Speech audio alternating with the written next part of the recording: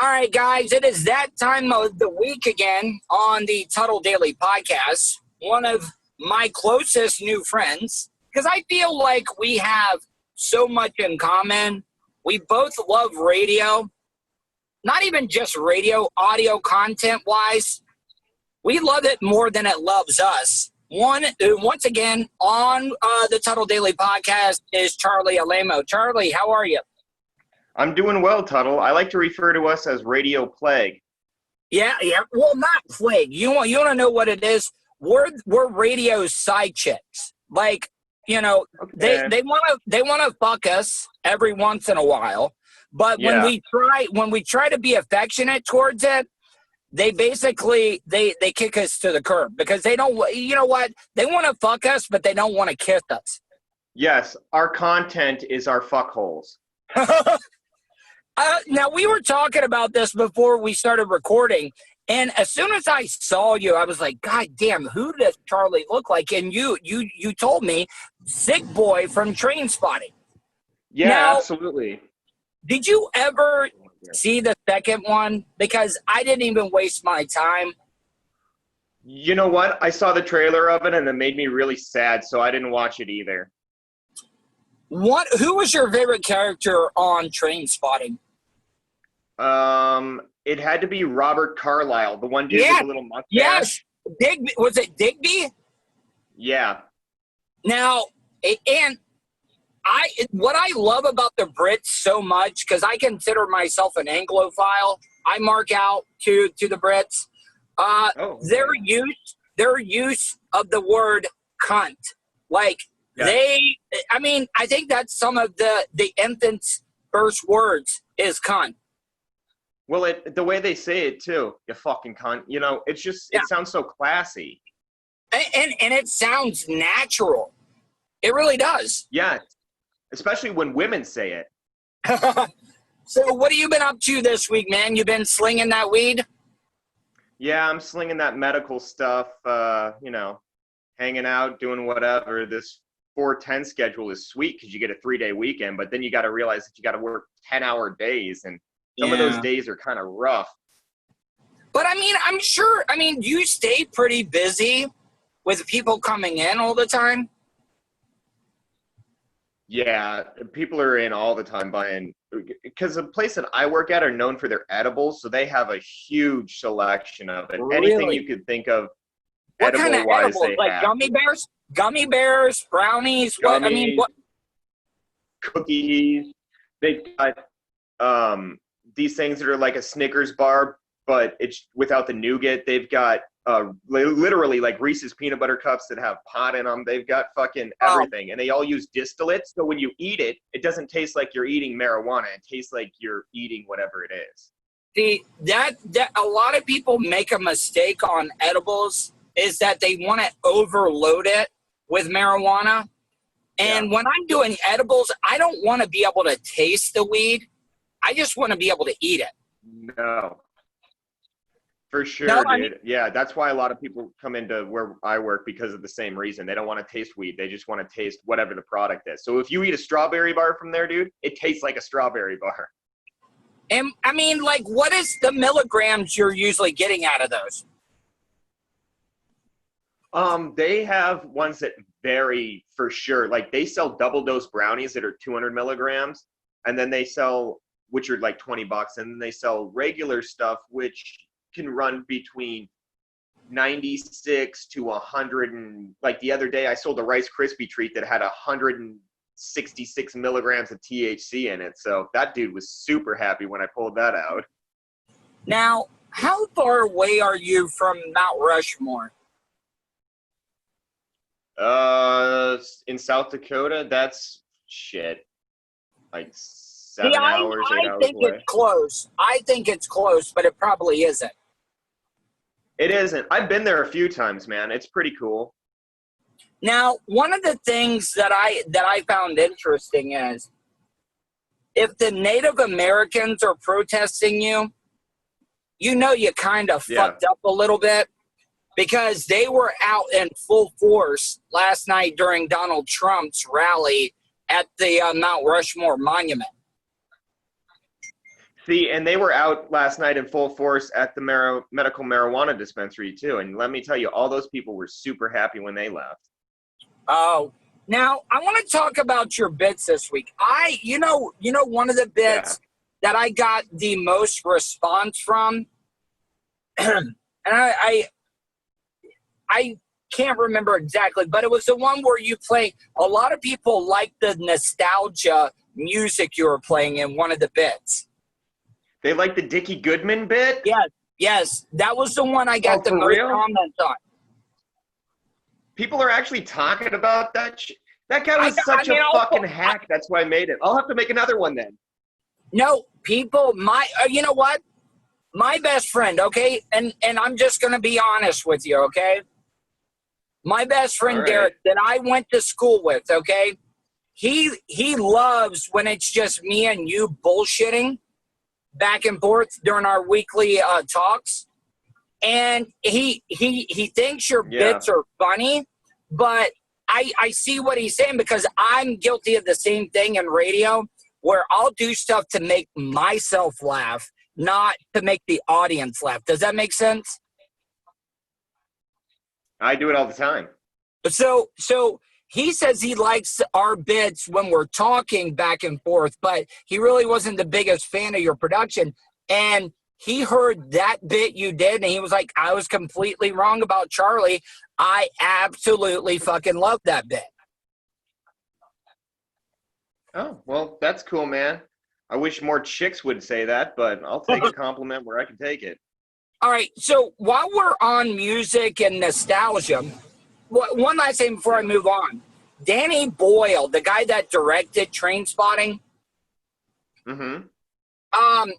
I ended up when I was, maybe I've told you this, my shit runs together, and you also got to understand I was an extreme alcoholic and did a lot of drugs, so I forget things. So if we've talked about but this. Don't blame that.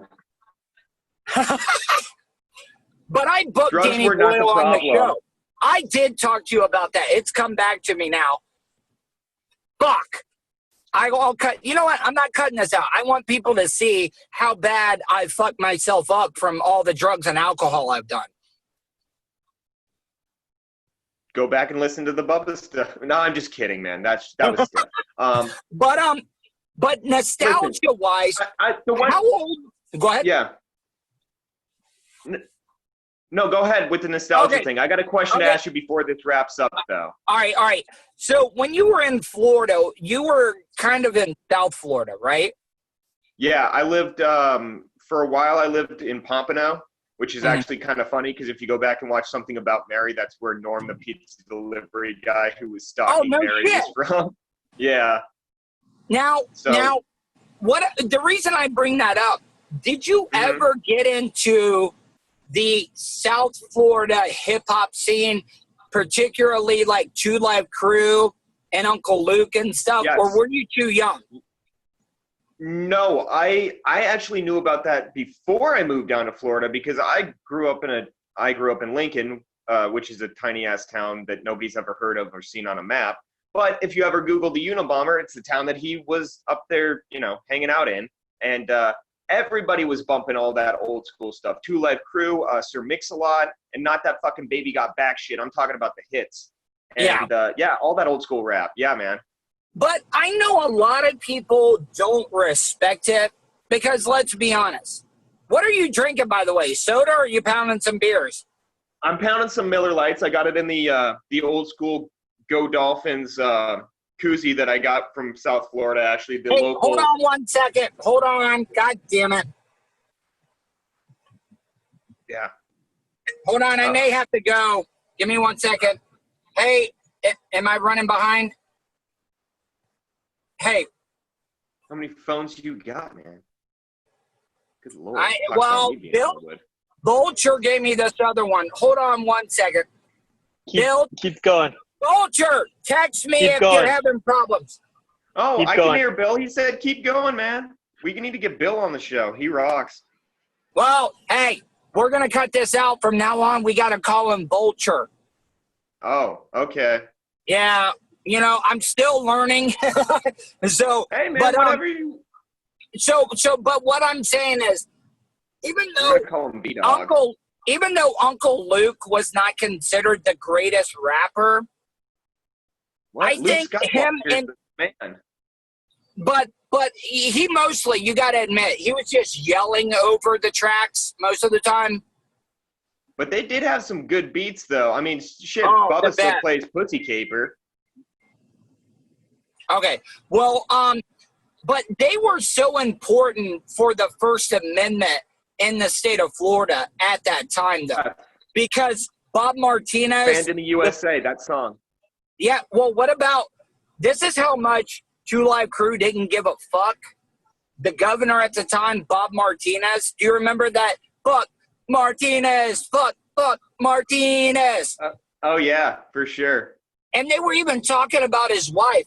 Bob Martinez, wife sucked a good dick. You know, they were like going off on him at the time. That's a compliment, though. If she suck a good dick, it's not like she's saying she suck a bad one. Yeah, but they were very important. Think about this, Charlie, that at the time, if you were a record store owner and you sold one of their albums, you could go to jail. They arrested people back then for just selling Two Live Crew albums. Yeah, and they wouldn't even sell them in certain places as well.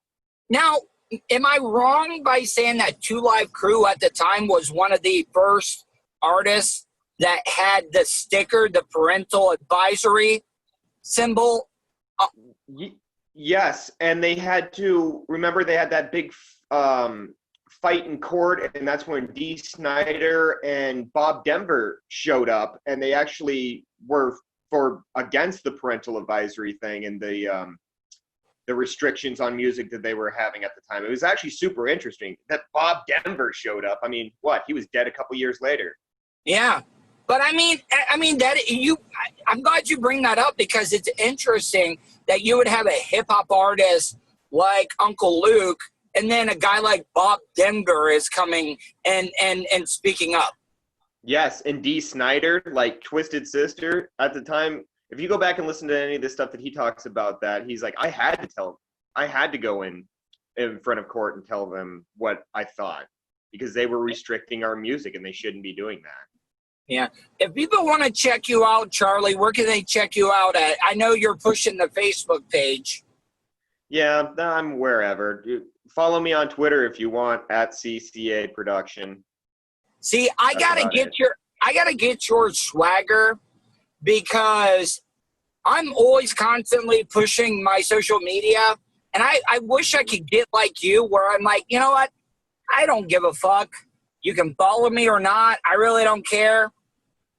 Yeah, it's no sweat off my sack, man. And honestly, if somebody follows me, it's super cool. If not, I really don't give a fuck, because again, not doing any of this for anybody but myself and to make myself laugh, and other people laugh at it. That's fucking awesome. Well, dude, I hope you know I'm one of your biggest fans. I appreciate everything you've done for me. And you're the reason, like, to be honest, you're the reason, because I was doing a lot of YouTube stuff. Mm-hmm. And I decided to start the podcast because I was on your show that one time. Sure. And it's all because of you. So if anybody hates that I do a daily show, go talk to Charlie, because it's all because of him. Yep. Basically, if you want to hate on me. I don't give a fuck. What are your plans today? Because I know you got the next 3 days off. Mm-hmm. I'm going to just be hanging out. I'm going to write some more PSAs. I got some ideas for some other bits I'm going to hopefully get done. And just drink, smoke, enjoy the 4th, remember what it's about, you know what I mean?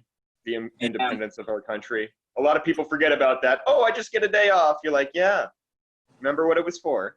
Yeah, I mean, I used to think about that. There was one time watching soccer, I was like, why are the Brits playing soccer on Thanksgiving? I'm like, oh, yeah, Thanksgiving is an American holiday. Yeah, they don't give a shit about that. All right, Charlie, man, I appreciate everything. Before you leave, I got one question now. Go ahead. Okay. I've never got to ask you this question, and I've literally, I've I've smoked joints, I've fucking done dabs, and after a hit and just been like, why the fuck would you keep the Hogan tape? Why would you keep that fucking tape, man? Like, how many times can you pleasure yourself to it? Maybe a couple. But after that, it's run its course. He knew what he was doing, man. All right. I'm trying to play nice with everybody, but I will admit. I know you are, so you can play it. I just wanted to put you in a fucked up spot. Listen, I'll admit, I've wondered the same thing. Exactly. I don't know, man. I really don't know. See, because if you're into porn, like when I was married, I would get those apps where I could hide my browser history or any photos or videos I saved, where it's it's disguised as a calculator and you have to hit like 112 minus 111 and it'll open up and then you can see all the videos and pictures and shit you've saved. Yeah. So I'm going to have to think about that.